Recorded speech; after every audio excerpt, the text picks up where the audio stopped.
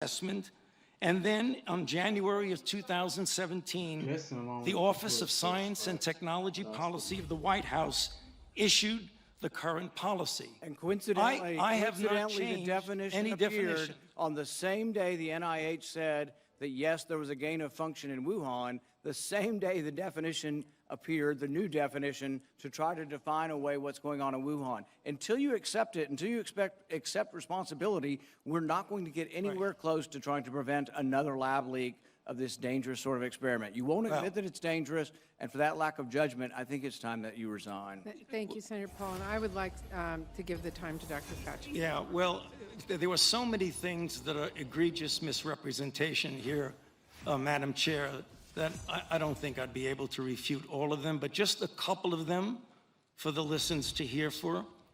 You have said that I am unwilling to take any responsibility for the current pandemic. I have no responsibility for the current pandemic. The current pandemic, okay? Number two, you said the overwhelming amount of evidence indicates that's a lab leak. I believe most card-carrying viral phylogenists and molecular virologists would disagree with you that is much more likely, even though we leave open all possibilities, it's much more likely that this was a natural occurrence. Third, you say we've tested 80,000 animals and no animals have been found with COVID. Senator Paul, the time is for And third, you made a statement just a moment ago that's completely incorrect, where you say we continue to support research at the Wuhan Institute of Virology. You proved it in August of last year. No, your statement says, quote, I wrote it down as you were writing. You continue to support research at the Wuhan Institute of Virology. You were in committee a month ago and said you still trust the completely- Chinese scientists and you still support the research over there. You said it a month ago in Senator committee. Paul, I have allowed Dr. Fauci to respond. You've had your time. I'm going to give him He's going to one be more minute. dishonest. He ought to be challenged. Senator Paul, we will allow Dr. Fauci to respond after you've given. Just a quick update now for the latest on where the investigation into the origins of COVID-19 is up to and how the pandemic started. You might have missed this, but top Republican Senator Rand Paul had yet another fiery clash with Anthony Fauci this week. It was the first time Anthony Fauci gave evidence since the NIH was forced to correct the record and admit that they had been funding gain-of-function research in Wuhan. We've been reporting this on Sky News and in The Australian for something like 6 months now, and yet the NIH had been denying it the whole time until this recent admission, which was quite significant. And of course, as you know, Fauci had previously denied this. Rand Paul drilled down on the NIH support for experimenting with coronaviruses that could kill between 15 and 50% of those infected, endangering the world, he said. Have a look. You have said that I am unwilling to take any responsibility for the current pandemic. I have no responsibility for the current pandemic. You said the overwhelming amount of evidence indicates that's a lab leak. I believe most card-carrying viral phylogenists and molecular virologists would disagree with you that is much more likely, even though we leave open all possibilities, it's much more likely that this was a natural occurrence. And third, you made a statement just a moment ago that's completely incorrect, where you say we continue. Mr. Chairman, Mr. Garland, Facebook has admitted in a letter to the Arizona Attorney General that it, quote, allows people to share information about how to enter a country illegally or request information about how to be smuggled, close quote. 8 U.S.C. 1324 criminalizes aiding and abetting entry into the U.S. By illegal aliens. Have you sent a letter or issued a memorandum similar to the 10-421 memorandum directing departmental resources to be dedicated to investigating the apparent violation of law, similar to the one? Have you done that? I haven't seen the letter or information that you're talking about, but if it was sent to the department, I'll make sure that we look at it. It has been reported that Mark Zuckerberg also spent over $400 million in a, quote, carefully orchestrated attempt, close quote, to influence the 2020 election. Those efforts have been referred to as a, quote, private takeover of government election operations, close quote. Have you sent a letter or issued a memorandum directing departmental resources be dedicated to investigate these claims? I don't know what was done in 2020 in the previous administration of the Justice Department. We're talking about the election of 2020. All of this has come out since then, and you've not, I don't know. totally unaware of that? I'm not aware of what you're talking about. I'm sorry. So you have not sent a memo, or you're not investigating that either. Last Sunday, more than 300 churches in Virginia aired a video featuring Vice President Harris advocating the election of Terry McAuliffe as governor of Virginia. This appears to violate Section 501c3 of the IRS Code, as well as other election laws, and seems to be an orchestrated effort by the VP and McAuliffe to violate the law. Have you sent a letter or issued a memorandum directing departmental resources be dedicated to investigating this apparent violation of law, similar to the letter you issued, the memorandum you issued on October 4th targeting parents who exercise their First Amendment right to local school boards? No.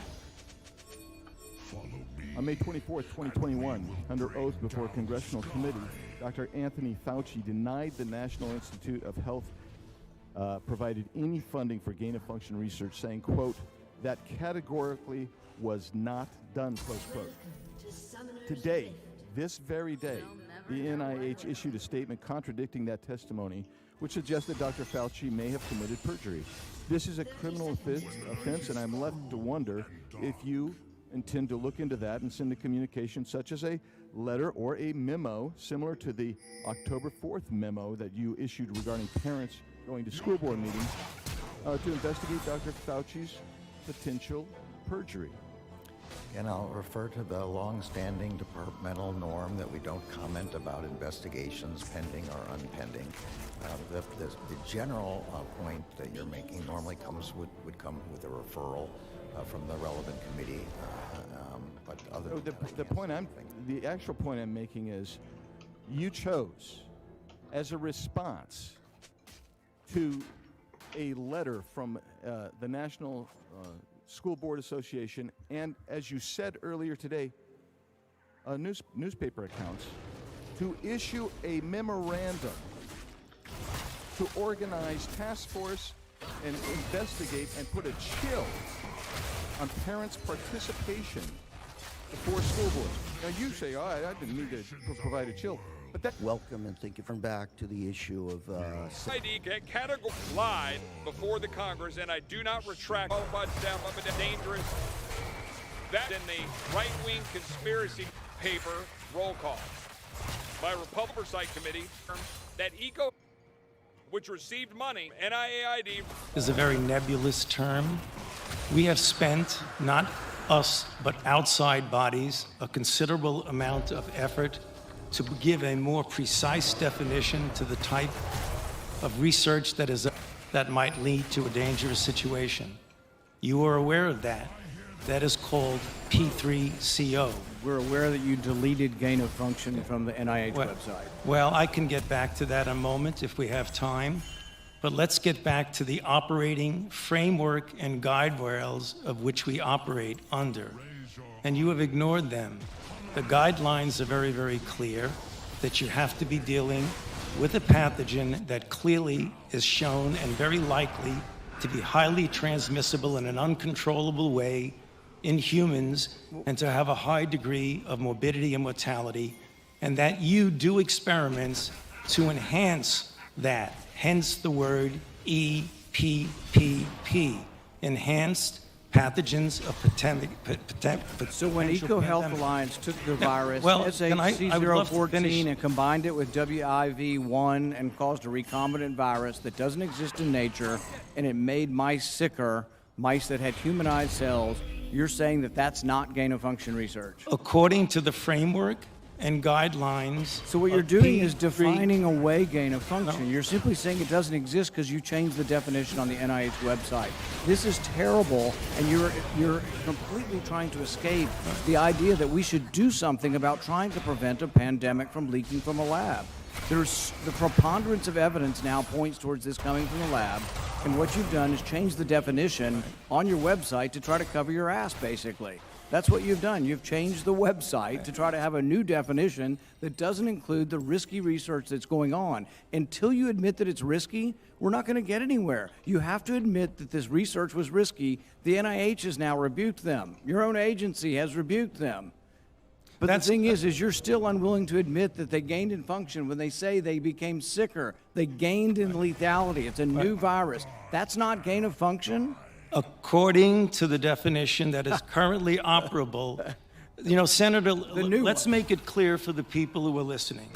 The current definition was done over a 2 to 3 year period by outside bodies, including the NSABB, 2 conferences by the National Academy of Science, Engineering, and Medicine on December 2014, March 2016.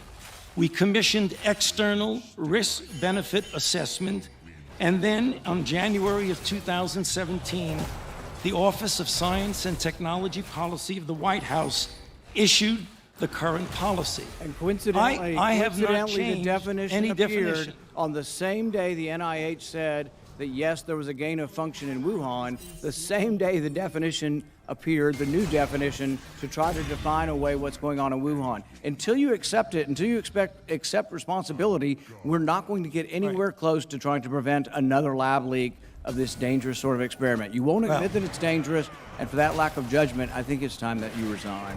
Thank you, Senator Paul. And I would like to give the time to Dr. Fauci. Yeah, well, there were so many things that are egregious misrepresentation here, Madam Chair, that I don't think I'd be able to refute all of them, but just a couple of them for the listeners to hear for. You have said that I am unwilling to take any responsibility for the current pandemic. I have no responsibility for the current pandemic. The current pandemic, okay? Number 2, you said the overwhelming amount of evidence indicates that's a lab leak. I believe most card-carrying viral phylogenists and molecular virologists would disagree with you that it is much more likely, even though we leave open all possibilities, it's much more likely that this was a natural occurrence.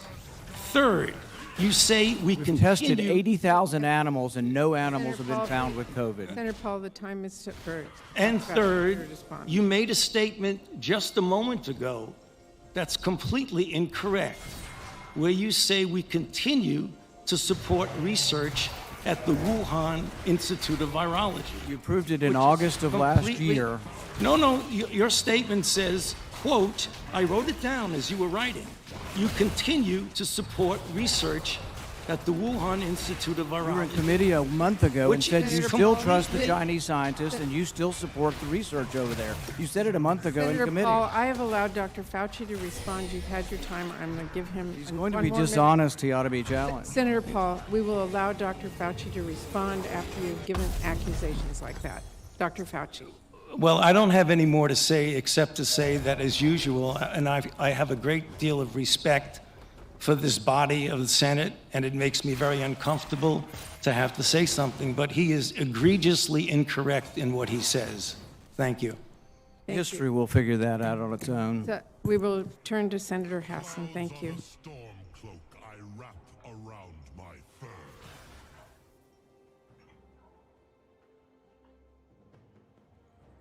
The senator from Texas is recognized. Mr. President, I want to talk today about Russia. Talk about Vladimir Putin. I want to describe to this chamber a bipartisan victory that together we won. And then I want to describe tragedy of President Joe Biden is giving that victory away to Putin.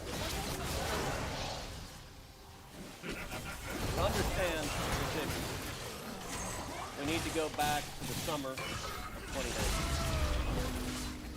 In the summer of 2019, Russia was in the process of constructing a pipeline called the Nord Stream 2 pipeline. Behind me is a map demonstrating where the Nord Stream 2 pipeline runs. It is a pipeline that was to run from Russia to Germany, going underneath the Baltic Sea. In the summer of 2019, the pipeline was nearly complete. various periods of time, 70% complete, 80% complete. There was widespread consensus that if this pipeline were completed, it would have devastating consequences. In a few minutes, I will discuss those consequences in more detail. But in an effort to stop the devastating consequences, I worked on bipartisan legislation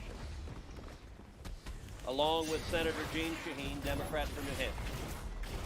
And we introduced bipartisan sanctions legislation designed to stop the Nord Stream 2 pipeline.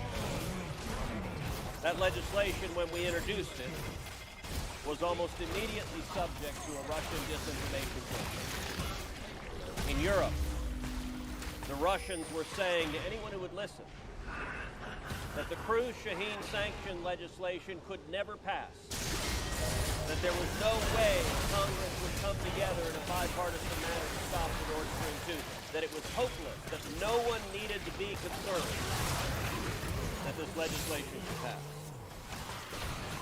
They also made the argument as part of their disinformation campaign that the pipeline was nearly complete, so that U.S. sanctions could not stop it. There was nothing that could be done to stop it.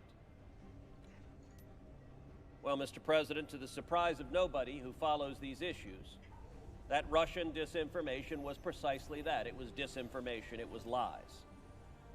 The Senate Foreign Relations Committee, Senator Shaheen and I worked with our colleagues. An enemy has been slain. And our legislation was initially voted out of the Senate Foreign Relations Committee by an overwhelming bipartisan vote of 20 to 2. Overwhelming bipartisan support. At that point, Senator Shaheen and I began working to get it passed on the floor of the Senate. While we were doing so, the Russian disinformation continued. This cannot pass.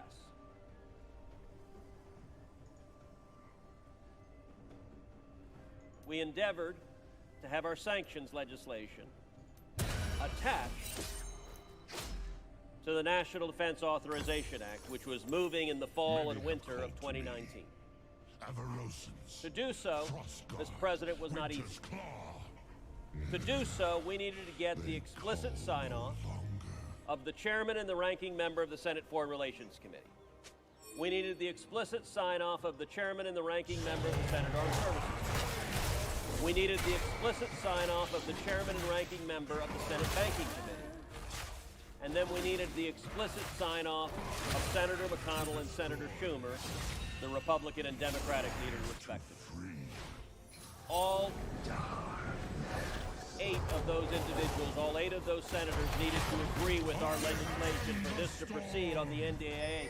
And then, Mr. President, we had to do the exact same thing in the House of Representatives and get the chairman and ranking member on foreign relations, on armed services, on banking, and we had to get the sign-off of Nancy Pelosi and Kevin McCarthy.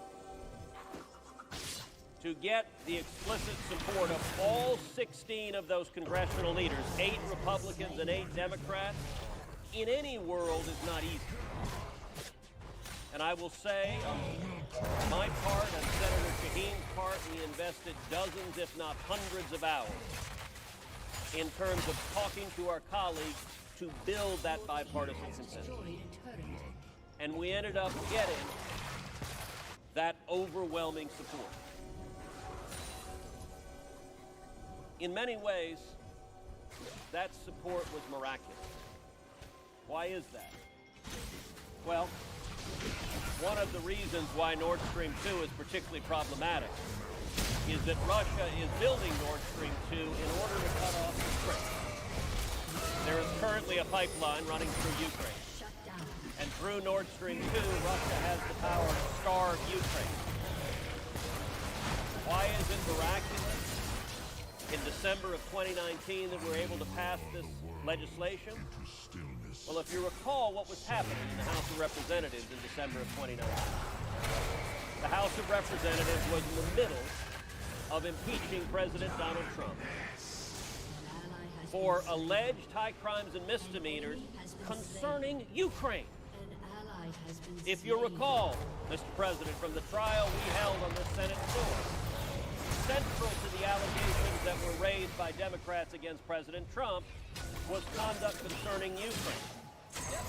It remains astonishing that right in the middle of a partisan gladiatorial battle concerning Ukraine, simultaneously we were able to get Republicans and Democrats to work hand in hand to agree with complete consensus that we were going to come together and stop the Nord Stream 2 pipeline. We were going to stop what Vladimir Putin was doing.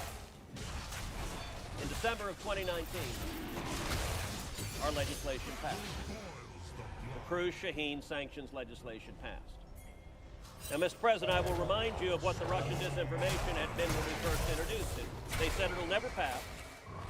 And they said even if it does pass, it's too late for it to have any effect.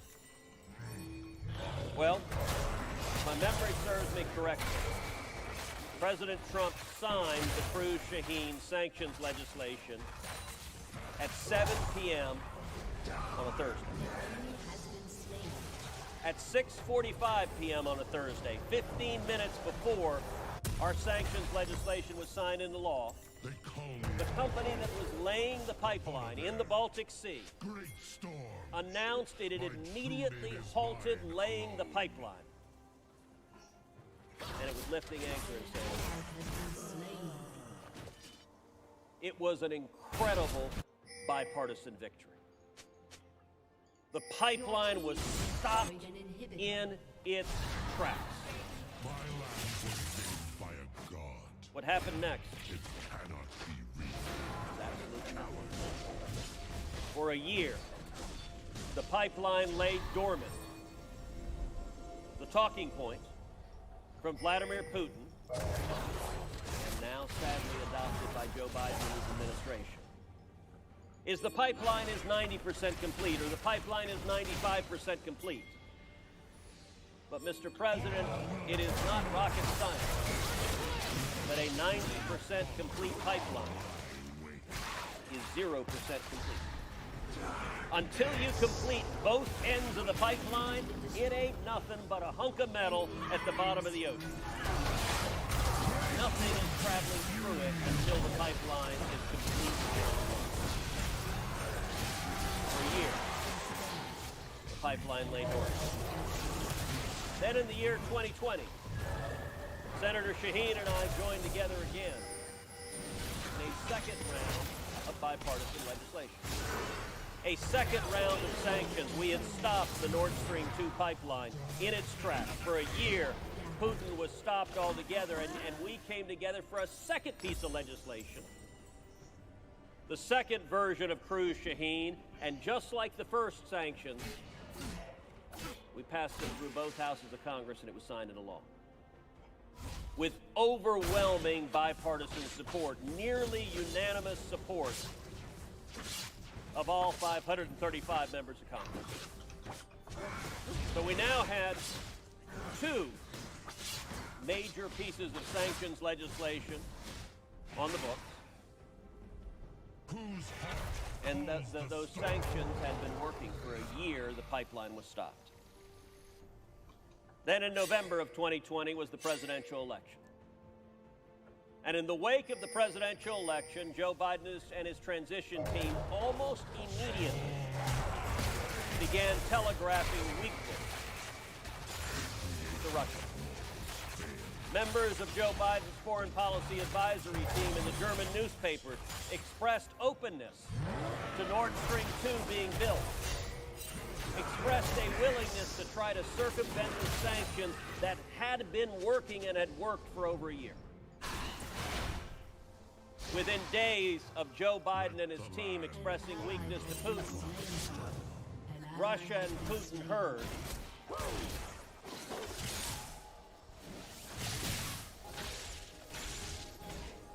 and they began the process of getting ready to return to building the pipeline. Russia did return to building the pipeline. You know what day, Madam President? January 24th, 2021. 4 days after Joe Biden was sworn into office, Putin said, "We're safe, we're free, Our man Joe is in the White House. And we know that the administration is not going to follow U.S. law anymore. And so on January 24th, the Russians returned to build the pipeline. Now, for 2 years, this body has been united, Republicans and Democrats, that we were going to stop this pipeline. But Joe Biden and his administration decided instead to waive the sanctions. Decided instead to give Vladimir Putin what amounts to a multi-billion-dollar gift. And not just a gift one time. If this pipeline is allowed to go online, it will put billions of dollars in Putin's pockets every year, year after year after year. What are the consequences of Nord Stream 2? Number one, Russia gets richer, Russia gets stronger, Russia gets billions of dollars that it can use to build its military, to threaten its neighbors, to threaten our allies, to endanger the lives of Americans and our British. Number two, Europe is hurt. Our friends and allies in Europe are made even more dependent on Russian energy. Madam President, our former colleague in this body, Senator John McCain, may he rest in peace. He had a phrase for Russia that was memorable, that I've used many times. He referred to Russia as a gas station with a country attached. That is Putin's plan. It is very simple. Putin is a petro-tyrant. He's a tyrant, he's a bully, he's a KGB thug, and all of his aggression is funded by selling oil and gas. Together, Republicans and Democrats in Congress have taken billions out of Putin's pocket. And sadly, Joe Biden and Kamala Harris decided the world would be a better place if instead Putin had billions more, not just this year or next year, but for decades to come.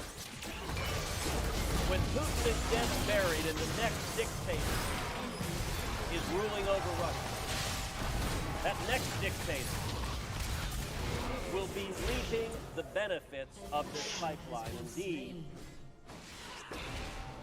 as a result of Joe Biden's decision, many are referring to this pipeline as the Biden-Putin pipeline. For a very simple reason. It is Putin that is building it. It is Putin that is profiting by it. And the only reason Putin is allowed to do so is because President Joe Biden has given him a multi-billion-dollar gift. Your team has destroyed an inhibitor. It strengthens Russia. And it weakens Europe. It makes Europe subject energy blackmail.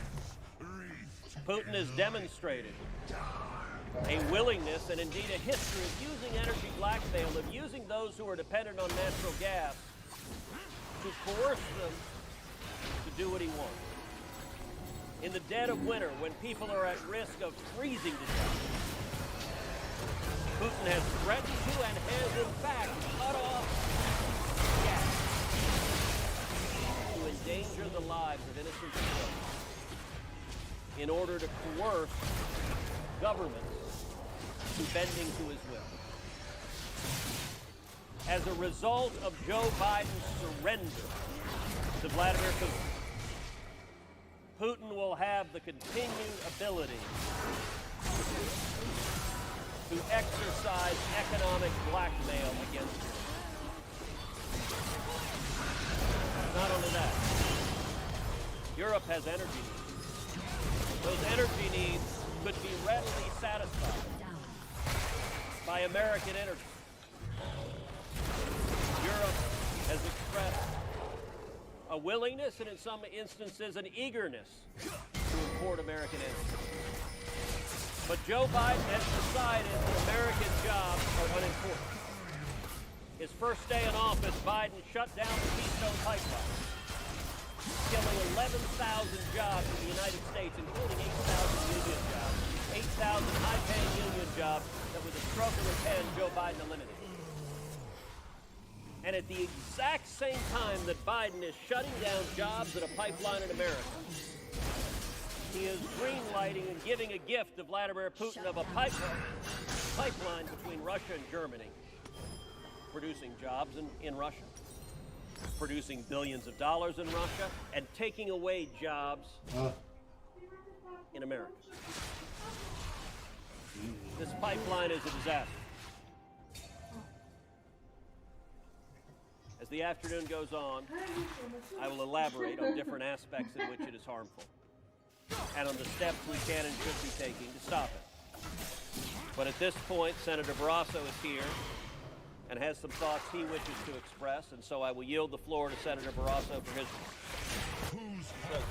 Senator from Wyoming. Thank you, Madam President. I come to join and add my voice to that of Senator Cruz, the senator from Texas, about Joe Biden's surrender to Vladimir Putin. You know, energy is called the master resource for a reason. Powers our country, powers our military, powers this nation, powers the economy. And yet, Joe Biden, on his first day in office, seemed to take us from a nation of energy dominance to energy dependence. Canceling the Keystone XL pipeline and now approving this pipeline, Nord Stream 2. And I come to add my voice to all of those, and there are many who have spoken out against the president, expressing our deep concern about this administration's unwillingness to fully sanction the Nord Stream 2 pipeline and to allow it to move ahead. I'm sure Senator Cruz, as part of his discussion this afternoon, talked about the confirmation hearing of Tony Blinken, the Secretary of State, and we asked him specifically about the pipeline, and he said he would stop it no matter what. Even though it was down to the last, I think he may have said 100 yards, they would stop it.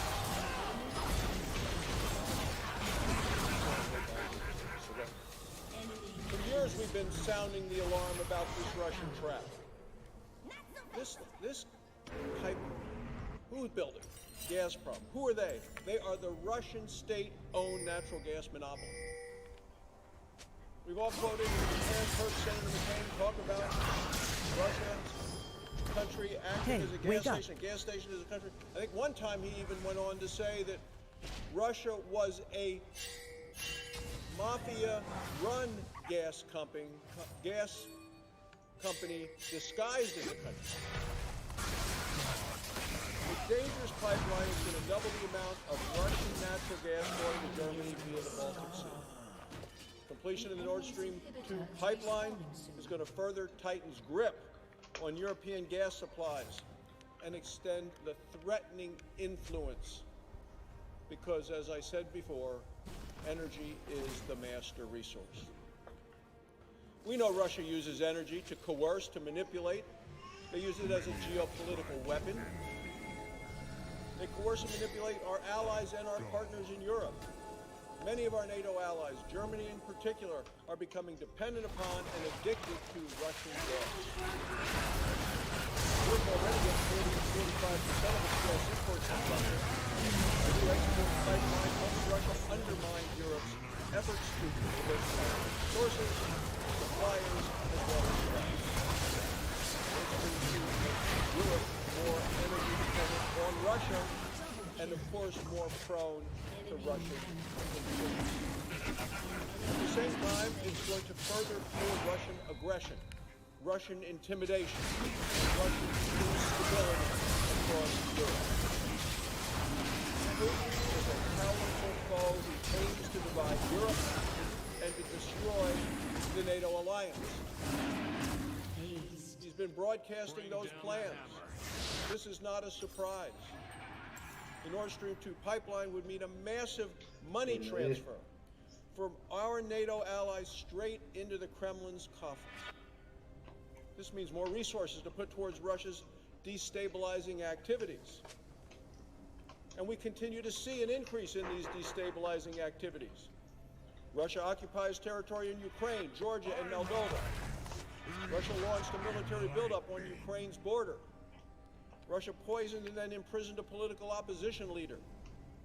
Russian hackers are creating economic chaos by disrupting American supply chains. Russia could use these cash reserves What way to go away to fund aggression in Europe and around the world? My thunder shakes the foundations of the world. Putin even funds environmental activists in Europe to shut down energy where they would explore the natural gas wells. He wants environmental activists to protest any efforts for European countries to develop their own gas resources so he can hold them hostage in this way as well. Well, President Biden's weakness on Putin's pipeline is going to have serious consequences, not just the financial ones for Russia, not just those in Europe, but worldwide. And for our security and for the security of our allies, I believe we must stop this Nord Stream 2. That's why Congress has overwhelmingly, this body, passed several pieces of bipartisan legislation. Now, people say we can't do anything in a bipartisan way in Congress anymore. I say, well, we certainly did when it came to the Nord Stream 2 pipeline. We passed bipartisan legislation imposing sanctions on this very project. Yet this administration, the Biden administration, the surrendering Biden administration, is unwilling to implement the laws that are on the books. President Biden waived congressionally mandated sanctions on Nord Stream 2 AG, which is the company overseeing the pipeline construction. By using a national interest waiver, this administration gave Russia the green light to speed ahead to completion this pipeline. Look, there is strong opposition to President Biden's deliberate failure to follow the law when it comes to this pipeline and the supply of energy from Russia to Europe.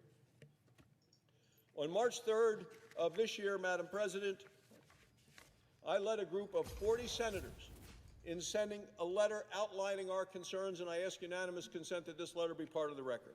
Without objection. Thank you, Madam President. On this letter signed by 40 senators, we called out the Biden administration for refusing to impose sanctions on entities involved in the construction of this very pipeline. It's a lengthy letter, and I'm not going to read the whole thing, but let me point out the letter says this. The failure of this administration to identify and impose new sanctions signals its willingness to allow President Putin to gain a stranglehold over Europe's gas supply and increase its geopolitical leverage. We called on the administration to correct its misguided actions by quickly and fully implementing the sanctions mandated by U.S. law. It's been over 6 months and President Biden still refuses to follow the law. Through his inaction, President Biden is gifting Russia a new geopolitical weapon. And one of the things I found most astonishing, Madam President, in terms of this administration taking us from energy dependence to from energy dominance to energy dependence, is what happened just last month. The Biden administration, seeing the given credit to Australia. The Americans have given credit to Washington, D.C. The people living in the landmass of Canada, which is that's not its correct name, have given credit to its de facto corporate government. Okay? In other words, the people are the creditors. If the people are the creditors, who is the debtor? It's Australia, it's the Commonwealth, and which, Canada's part of that. The Americans are the creditors, and therefore these corporations need to pay back those credits. You understand that? Yes. So with the same level of trickery, what the governments do and the corporations, they create words like Jusara and Nazara and say, hey, general public, we should forgive people's debts, as in, our Father which art in heaven, give our debtors as we forgive. You understand the phrase? What they're doing is they're hypnotizing you and the general public to forgive Washington, D.C., Australia, the Corporation of Canada, the Corporation of South Africa, because that's a corporation, South Africa, the forgiveness of debt.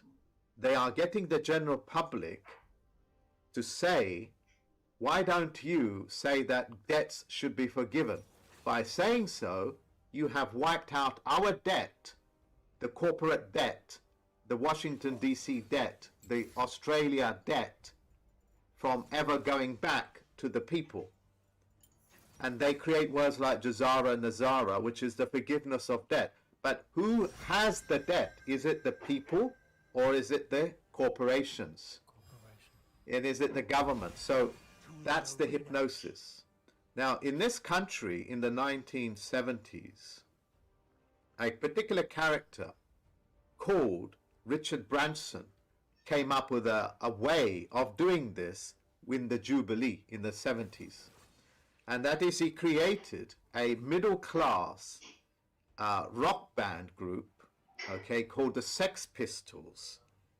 And that Sex Pistols were middle class, not homeless or cockneys or common people. No, they were middle class people living in mansions in swimming pools, pretending to be homeless. They created an entire myth around them. And they got this song to be sung at the point of the Jubilee. The Jubilee is the forgiveness of debt. It's the forgiveness of the debt. So the Crown is asking for their debt to be forgiven from the general public, so the Queen, as it were, the Crown, doesn't need to give back the credit back to the creditors, because the Crown is the debtor. Yeah, so they create figureheads. And the song that they came up with is this. On the time of Jubilee. Jubilee is the time of forgiveness of debt. But the debtor is asking for forgiveness. But the general public believe it's the creditor. God save the Queen. God save the Queen. And her fascist regime. Fascist regime.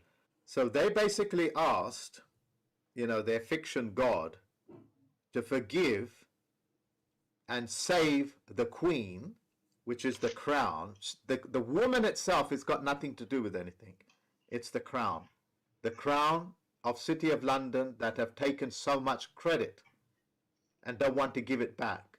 So they, through hypnosis and through verbal contract, he got the general public to forgive the debts of the principalities, of the City of London, the bankers, and therefore the creditors, which is the public, will never become beneficiaries of their own credit that they gave. And that's the reversing of the roles that they do. How pernicious is this man and this group now that you've understood them for what they are? And yet they are heralded as great, you know, changes in history. And that the businessman, so-called businessman, Richard Branson, is anybody that knows anything about business. He doesn't know anything about business. He's living on the securities, which is the credit of the nation, by role reversal.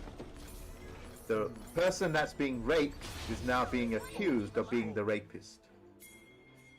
God save the Queen and the fascist regime.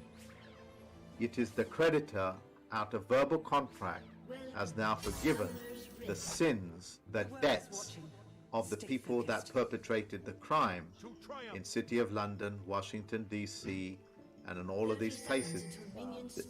You know, the fact that I'm able to perform such iconoclastic operations upon their mythologies and through their brainwashing tells you you're living in a golden age of knowledge, where the lies cannot perpetrate your spirit anymore. David Wayne Miller broke the language code, thereby setting every single man and woman on this planet that has the knowledge to be able to set themselves free. And those ones that lie and cheat, just like the Crown, just like Richard Branson, just like Warren Buffett, and just like all of these people that are living off your security, They're no longer going to get away with it, because by me verbalizing this and transmitting this through the internet, through the ether, into the minds of the human beings, into the species of the many colors, the many psychological types, I have broken, just like David Wayne Miller, just like you, the spell that Australia has cast over the people of Tara Australis, just as the shadow that the Washington D.C. shadowed over the American peoples, that has been broken. The cast has been broken. The iconoclastic operation is now spreading like wildfire about the land registry, Tara Australia, Washington D.C., the language, and we've been successfully birthed into this golden age, Corona period.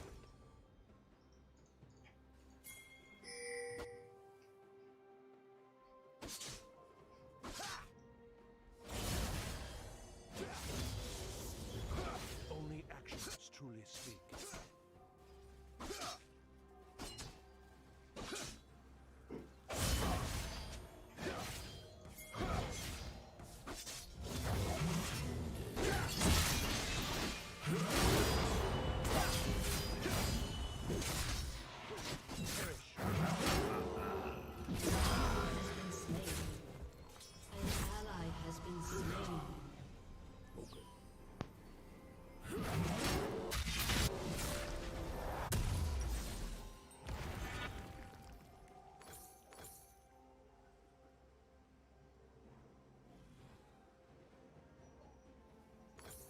A Demacian does not retreat.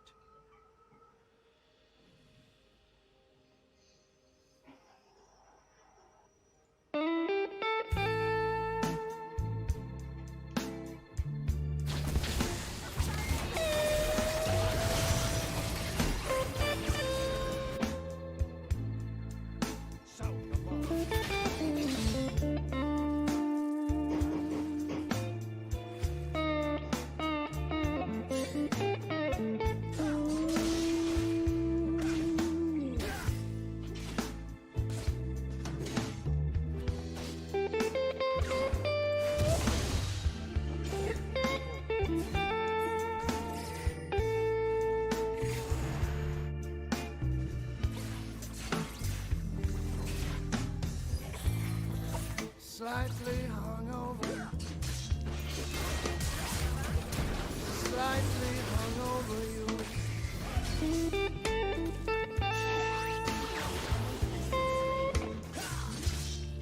Slightly hungover, slightly hungover you.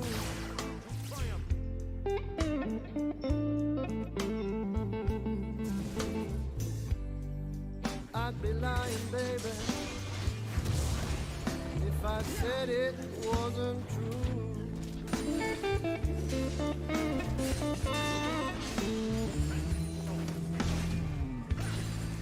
Slightly hungover, maybe slightly blue.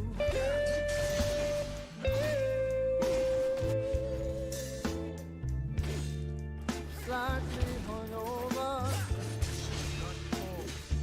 maybe slightly blue.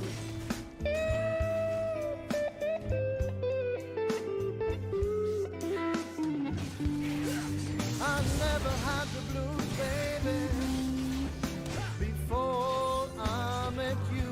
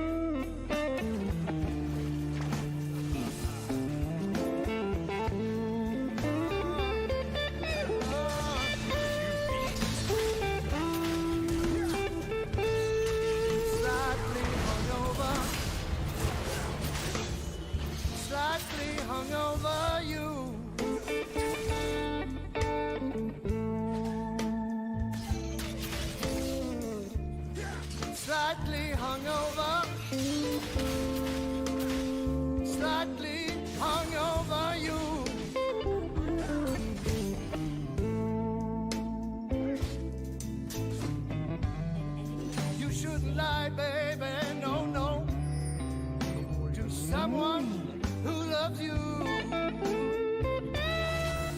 and I do. Morning after,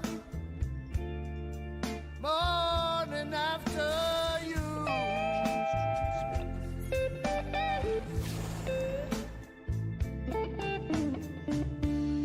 Morning after, morning after you.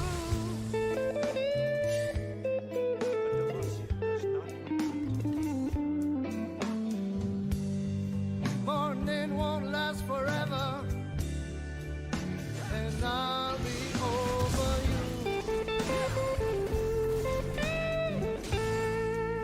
And I'll be over you. And I'll be over you.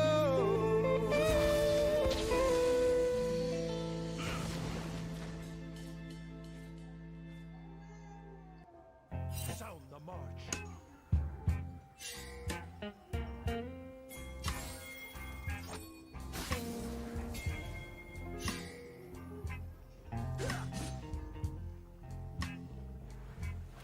What thou think has made his choice. It's a pity. Low down and dirty.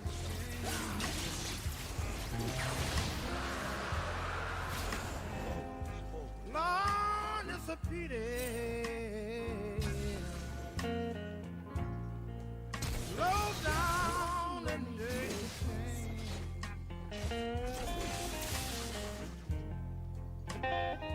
To triumph.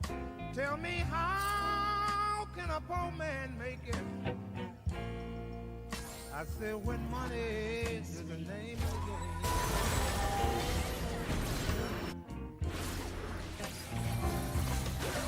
I used to have a best friend every place in town. I signed my name, no money down. It shall be done. Things that got tough, y'all, and on Buster needs some. Now my name won't even buy me piece of bubble gum. It's a pity. Slow down and dirty shame.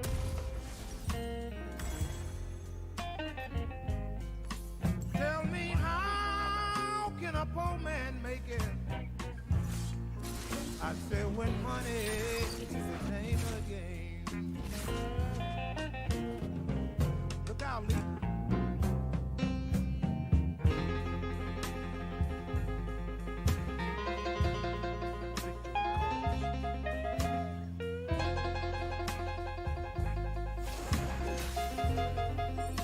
So bad, baby, yeah.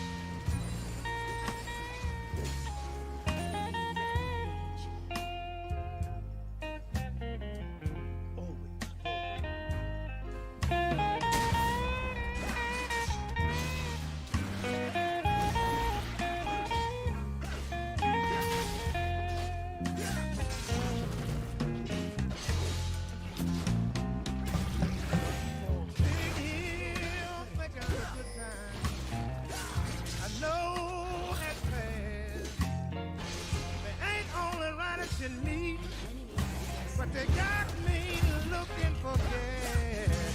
It's a pity. Low down and dirty shame. Oh Lord, baby, tell me how can a poor man make it? I say when money is the name of the game.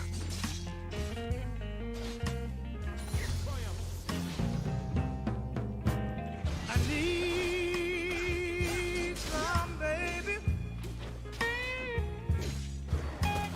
I know.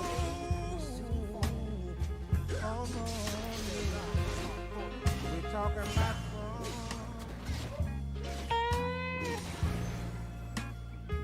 Don't forget about the frames.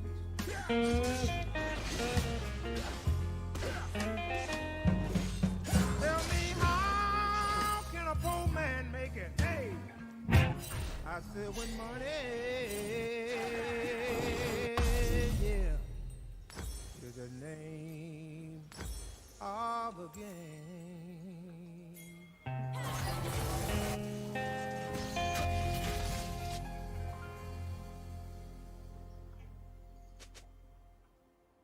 My king commands.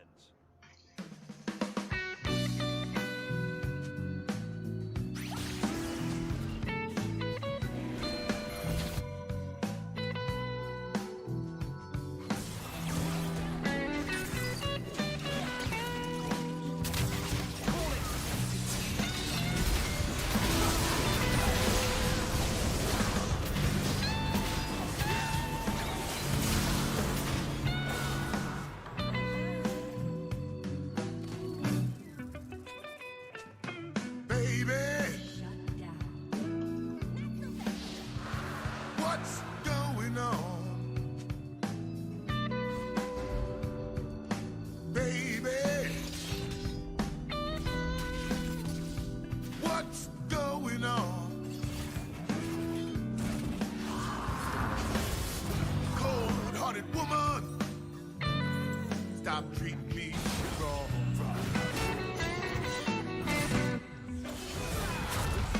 Baby, what's going on? Baby, what's going on? Cold-hearted woman, stop treating me wrong.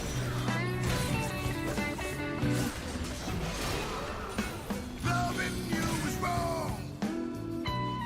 I don't wanna be right. If loving you is wrong, I don't wanna be right. Cold-hearted woman, let's make love and not fight tonight.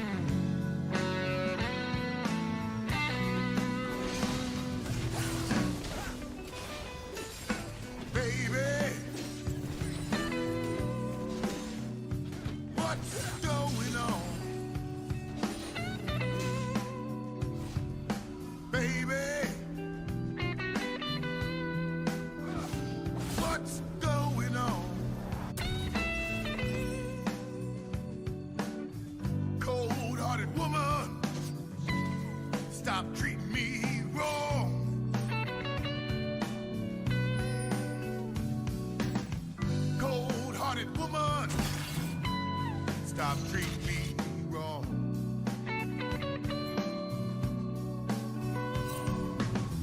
Cold-hearted woman, stop treating me wrong.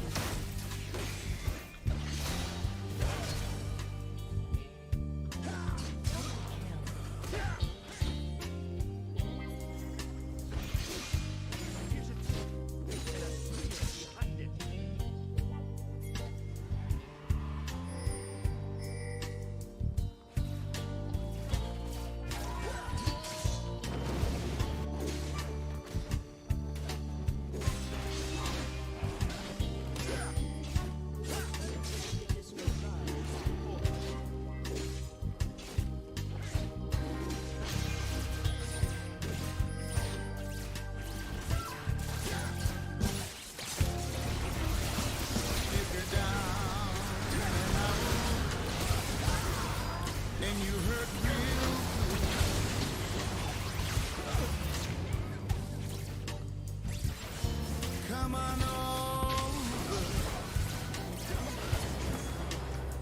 to the place I work. In all your loneliness, I'll try to soothe. I'll play the blues for you.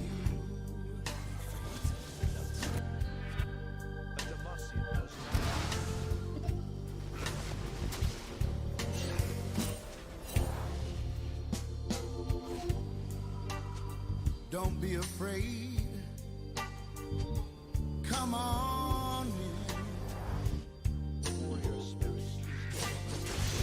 You might run across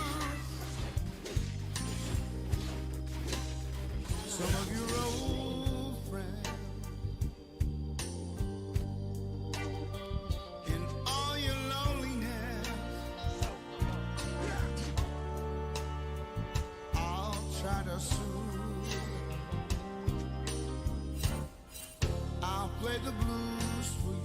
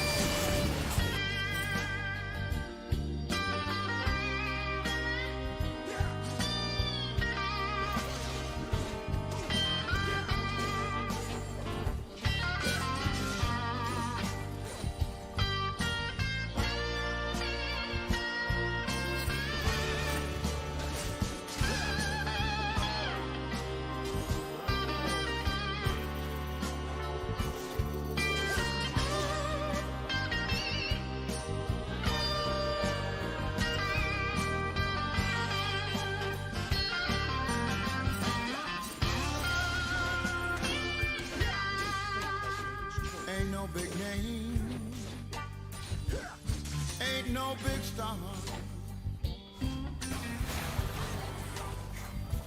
I'll play the blues for you on my guitar.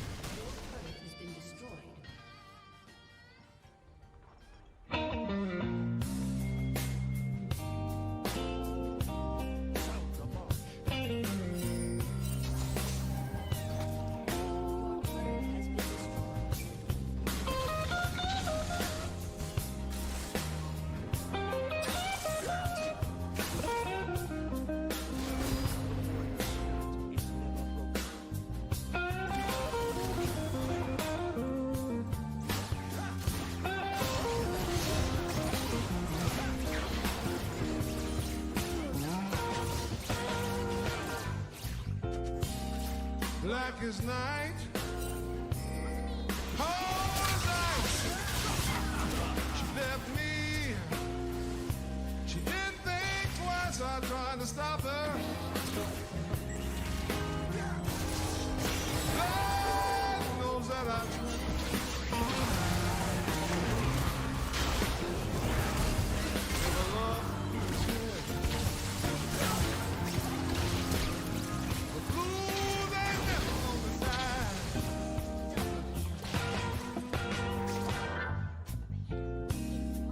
Night is gone, the daylight's here. I'm hurting bad. I'm not thinking clear. I think I'll go out. Go out and take a ride.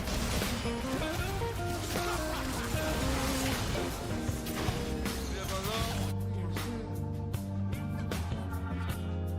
You know the blues ain't never gonna die, no.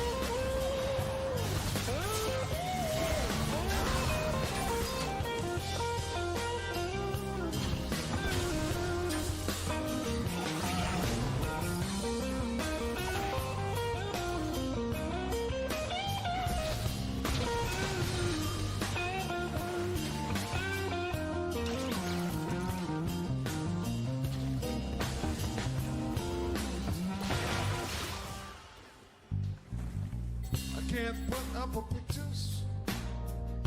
A little girl thinks that every time you know that my telephone rings and it's not her. You know I sit right down and I cry. If a love for me is dead, y'all.